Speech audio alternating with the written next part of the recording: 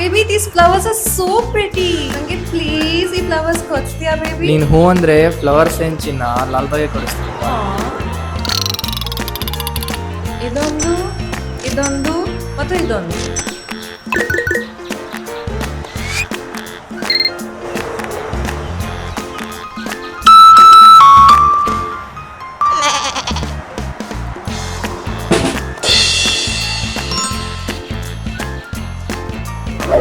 ಒಂದು jumbo fries, ಒಂದು double cheese burger and ಒಂದು ಲಾರ್ಜ್ ಪಿಜ್ಜಾ.